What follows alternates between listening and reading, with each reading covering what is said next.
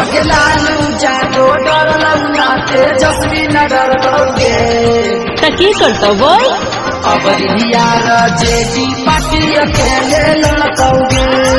अगे लालू यादव डरलौ ना तेजस्वी न डरलौगे अब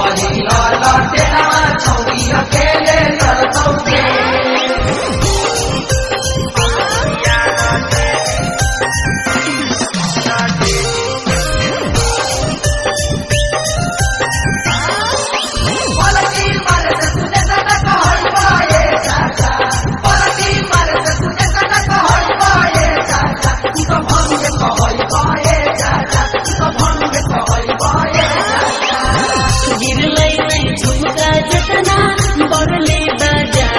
ओकरो से चाहते सरकार बदलल बिहार में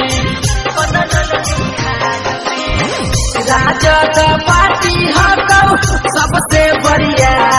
गे केहू न बोली एकरा उखाड़े पलटू कुमार की कुर्सी छोड़े पड़ रे